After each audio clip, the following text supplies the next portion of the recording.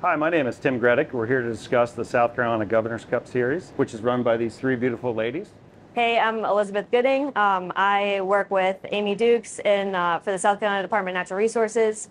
I'm the Recreational Fisheries Data Coordinator, and I'm the Tournament Coordinator for the South Carolina Governor's Cup Billfishing Series.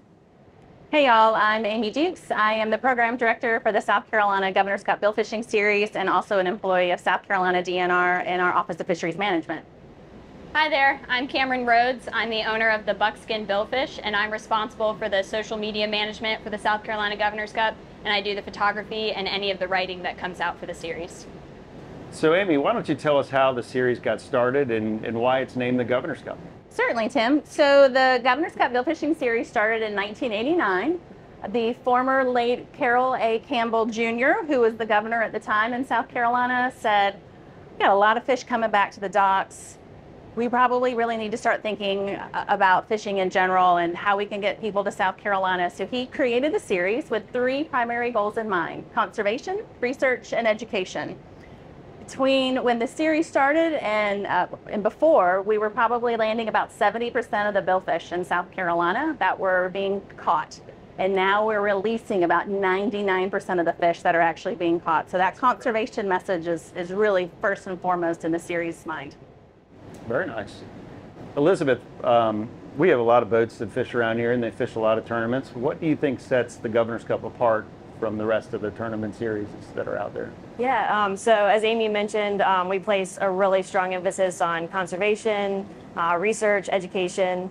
Part of our conservation efforts, as Amy mentioned, it's primarily a billfish release tournament. Yes. So the only billfish that actually is awarded points for being landed are Blue Marlin. And when they are landed, they are awarded a point per pound. And then if they're released, they're awarded 600 points. So typically that's more. We also have a minimum size of 105 inches from lower jaw to fork length. And the federal limit is 99 inches. So we're hoping that our participants will release those smaller, possibly younger fish. And then we have a wanton waste clause that essentially states that any fish that is landed and brought back to the docks needs to be processed for consumption, so it's not wasted.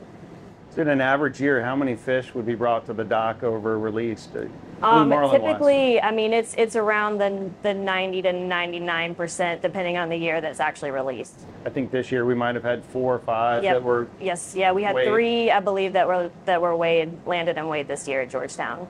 Very good. So yeah, and then as part of that, when the Blue Marlin do come in, we measure them and weigh them. We examine their stomach contents. We look at determine sex and fecundity, and then we'll actually take biological samples. So we'll take the inner. It's a small hard structure in the inner ear called the otolith that's used for aging, and it actually has little annuli on it that act a lot like rings on a tree, so you can estimate the fish's age that way. So, and then part of that too is having spectators and participants, watching us do that, and we can explain the process and describe where the data goes, and it's really exciting to have people come in and be interested in those aspects of our series tournaments. So it sounds like the conservation efforts of the Governor's Cup starting has really decreased the amount of fish that have been killed, and now you have all this data for 35 years. What have you done with the data, or what can it be used for?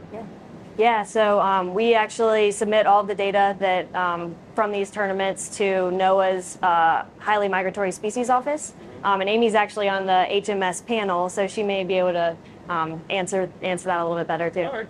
Yeah, so just in the history of the series, probably the most, kind of interesting caveat that we've used our data for that I think we kind of tooted our own horn about a little bit was in about 2008, 2009, there was an individual from Florida who went to HMS and requested that white marlin be listed as an endangered species, which would have some major implications if it were to come to fruition, for instance, like no hooks in the water. So HMS was sort of scrambling for data.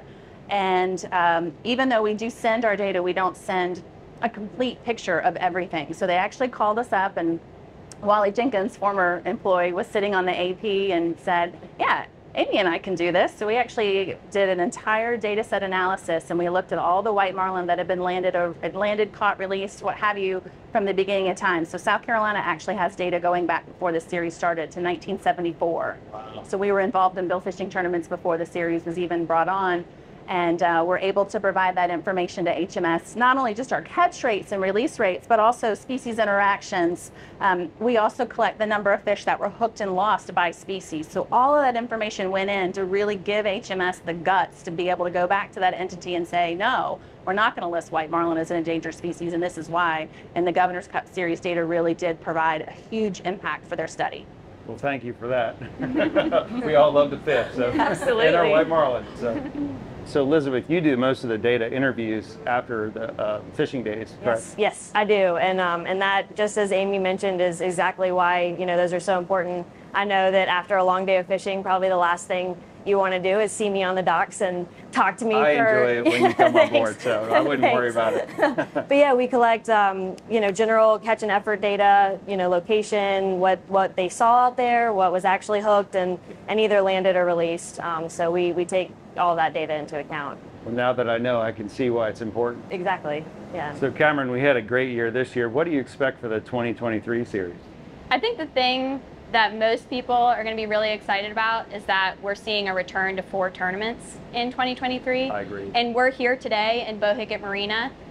They've just undergone some serious renovations, and I think tournament participants are going to be really excited to see the amenities that are going to be offered next year. And so I fully expect that folks are going to be really eager to see all of that and get to participate and have a good time in Bohicket. I also think that we're going to see that same family-friendly environment that we've all come to love here in South Carolina. Every time we get together, the first tournament of the year, it's a reunion, and then we just continue to reunite throughout the summer. So it's a really fun, family-friendly environment, and I certainly think that everyone who's participated in the series can expect to see that continue on into next year. And since it's our 35th anniversary, we will definitely be celebrating our past winners, and folks can expect to see that posted on our social media channels. We're active on Facebook and Instagram, and so we'll be sure to celebrate our past winners and all of our conservation achievements over the last 35 years.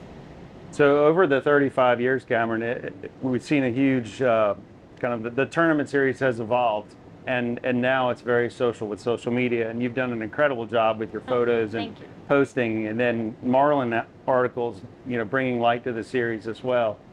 I mean, how do you come up with all this great content? Oh, well, thanks for that. I appreciate the compliment. It's easy to come up with all of this great content because South Carolina's sport fishing community offers a ton of it. There's so many good fishing stories and characters here in South Carolina, and so it's very easy to celebrate them, whether it be in photography or writing. So through my business, the Buckskin Billfish, I've been extremely fortunate to work with the South Carolina Governor's Cup. They're actually my first client. Oh, wow. So they were the first group to bring me on board and say, we'd like to hire you as a professional, and I've been with them for 7 years now, and it's been really the greatest achievement of my career thus far, and it's led me to be able to pursue lots of different opportunities, like working with Marlin Magazine and other media outlets. So it's been a great thing to participate with these ladies. And one thing I think that's really important to drive home, especially for young women who might be interested in sport fishing and the outdoor industry, is that the South Carolina Governor's Cup is run exclusively by women. So the 3 of us here today, we all help to build the South Carolina Governor's Cup, and we assist the various tournaments in lots of different ways. We all wear different hats. But the fact that we have 3 women here who are doing that, I really hope that young people, especially young girls, see that and find that they can participate in the outdoors and sport fishing in lots of different ways. They can be lady anglers who absolutely kill it when they're offshore fishing, or they could be folks who work for DNR, or they could be somebody like me who's participating by writing articles and photographing what's happening out here on the docks. I've had quite a few lady boat owners too. You can't leave that out. No, that's true. That's true. I like that. I like that a lot, and there's more coming. More coming, yeah. Okay. So another thing too is that we have seen an increased participation in the last several years. We've seen some record or near record breaking numbers of boats participating in the South Carolina Governor's Cup tournaments, which is super exciting and encouraging. And some of those folks are people we've seen since 1989. Some of those folks may have been here before the series even existed. But we're also seeing lots of new faces too, coming from all over the country. And we have female owners, female anglers. We have lots of different people from various states like North Carolina, Florida. And so it's nice to see all this camaraderie occur on our docks.